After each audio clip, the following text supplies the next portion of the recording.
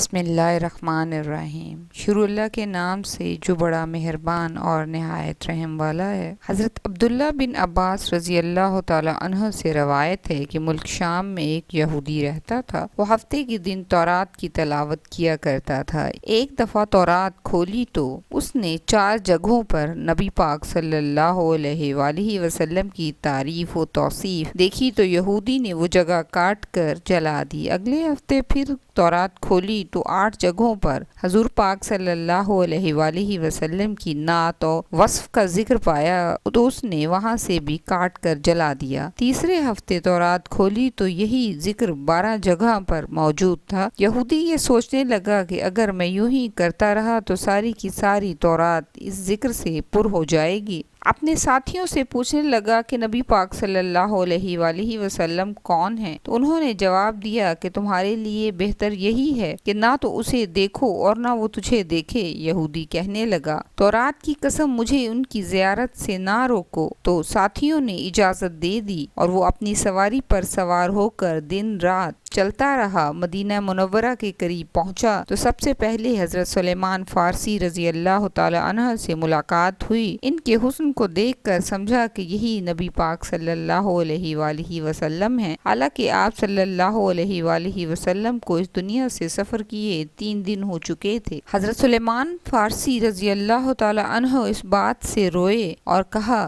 میں تو محمد صلی اللہ علیہ وآلہ وسلم کا خادم ہوں۔ یہودی بولا تو پھر محمد صلی اللہ علیہ وآلہ وسلم کہاں ہیں؟ اب سلیمان فارسی رضی اللہ تعالی عنہ سوچنے لگے کہ اگر وصال کی خبر دیتا ہوں تو یہ واپس ہو جائے گا اور اگر یہ کہہ دوں کہ موجود ہیں تو وہ جھوٹ ہوگا۔ بالآخر حضرت سلیمان فارسی رضی اللہ تعالی عنہ نے یہودی سے کہا کہ میں تجھے حضور پاک صلی اللہ علیہ وآلہ وسلم کے صحابہ کے پاس لے چلتا ہوں۔ مسجد میں آئے تو سب کے سب صحابہ غم کی تصویر بنے بیٹھے ہوئے تھے۔ یہودی نے یہ سمجھا کہ نبی پاک صلی اللہ علیہ وآلہ وسلم بھی ان میں موجود ہیں۔ السلام علیکم یا محمد کا کلمہ پڑھا۔ صحابہ رضی اللہ تعالی عنہ نے یہ سنا تو تمام صحابہ کرام میں ایک کہرام مچ گیا اور سب آہ و بکار کرنے لگے۔ حضرت علی رضی اللہ تعالی عنہ بھی وہاں تشریف فرما تھے۔ آپ رضی اللہ تعالی عنہ ان سے مخاطب ہو کر فرمانے لگے اے محمد صلی اللہ علیہ وآلہ وسلم کے بارے میں پوچھنے والے، تجھے آپ صلی اللہ علیہ وآلہ وسلم سے کیا کام ہے؟ تو اس نے کہا میں یہودی عالموں میں سے ہوں اور 80 سال سے تورات کا مطالعہ کر رہا ہوں۔ اس میں اللہ تعالیٰ نے بہت سے مقامات پر اپنے نبی محمد صلی اللہ علیہ وآلہ وسلم کا ذکر بڑی تفصیل سے کیا ہے اور اسی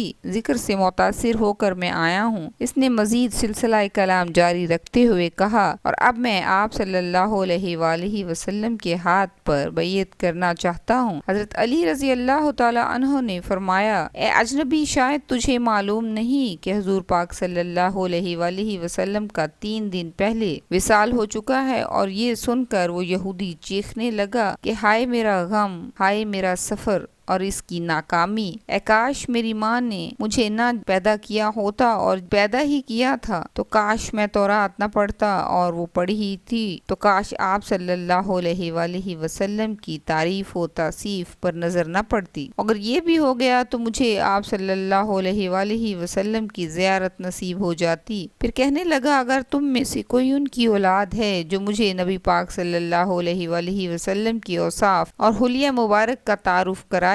حضرت علی رضی اللہ تعالی عنہ آگے بڑھے اور فرمایا میرا نام علی ہے۔ یہودی بولا میں نے آپ کا نام بھی تورات میں دیکھا ہے۔ حضرت علی رضی اللہ تعالی عنہ نے حضور پاک صلی اللہ علیہ وآلہ وسلم کا حلیہ مبارک بیان کرنا شروع کیا کہ آپ صلی اللہ علیہ وآلہ وسلم نہ حد سے زیادہ لمبے تھے نہ زیادہ چھوٹے تھے۔ سر مبارک گول تھا، پیشانی کوشادہ اور آنکھوں کا رنگ خوب سیاہ تھا۔ آپ صلی اللہ علیہ وآلہ وسلم کی پلکیں دراز تھیں۔ ہنسی کے وقت دانتوں سے نورانی شعائیں نکلتی تھی، سینے سے ناف تک بالوں کی لکیر تھی، ہتھیلیوں پر گوشت تھا، قدموں کے تلوے قدرے گہرے تھے، بدن کے جوڑوں کی ہڈیاں موٹی تھیں مثلاً کوہنیاں اور گھٹنے۔ آپ صلی اللہ علیہ وآلہ وسلم کی شانوں کے درمیان مہر نبوت تھی۔ یہودی کہنے لگا اے علی رضی اللہ تعالی عنہ، تو نے جو کچھ بتایا ہے بالکل صحیح بتایا ہے۔ تورات میں آپ صلی اللہ اللہ علیہ وآلہ وسلم کی تعریف و توصیف اسی طرح موجود ہے۔ پھر کہا نبی پاک صلی اللہ علیہ وآلہ وسلم کا کوئی کپڑا موجود ہو تو میں اسے سونگھنا چاہتا ہوں۔ حضرت علی رضی اللہ تعالی عنہ نے فرمایا، ہاں سلیمان جاؤ اور فاطمہ رضی اللہ تعالی عنہ سے کہو کہ حضور پاک صلی اللہ علیہ وآلہ وسلم کا جبہ مبارک ذرا بھیج دیں۔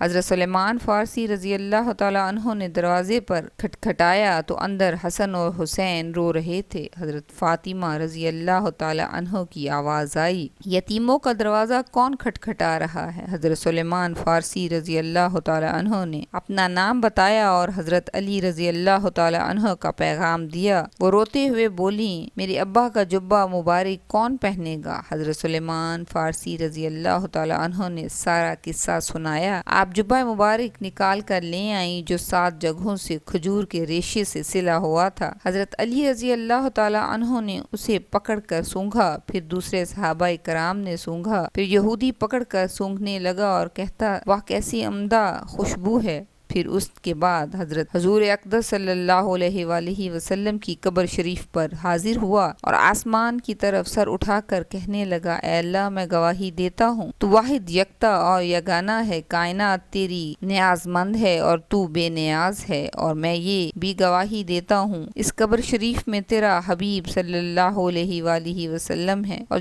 جو کچھ انہوں نے فرمایا ہے میں اس کی تصدیق کرتا ہوں اور ان پر ایمان لاتا ہوں۔ اے اللہ میرا سلام تیری بارگاہ میں قبول ہے تو میری روح کو ابھی قبض کر لے۔ یہ کہہ کر وہیں گر کر جان دے دی۔ حضرت علی رضی اللہ تعالی عنہ نے اسے غسل دیا اور جنت البقیع میں دفن کیا۔ حضرت عبداللہ بن زید رضی اللہ تعالی عنہ کے بارے میں منقول ہے کہ جب انہیں ان کے بیٹے نے حضور پاک صلی اللہ علیہ وآلہ وسلم کے وصال مبارک کی خبر دی تو وہ اس وقت اپنے کھیتوں میں کام کر رہے تھے۔ آپ صلی اللہ علیہ وآلہ وسلم کے وصال کی خبر سن کر غمزدہ ہو گئے اور بارگاہ الہی میں ہاتھ اٹھا کر یہ دعا کی، اے میرے اللہ میری آنکھوں کی بینائی اب ختم کر دے تاکہ میں اپنے محبوب صلی اللہ علیہ وآلہ وسلم کے بعد کسی دوسرے کو دیکھ نہ سکوں۔ اور اللہ تعالیٰ نے اس وقت ان کی دعا قبول فرما لی۔ اللہ تعالیٰ ہمیں نبی پاک صلی اللہ علیہ وآلہ وسلم کی بتائے ہوئے راستوں پر اور ان کی سیرت پر عمل کرنے کی توفیق دے، آمین۔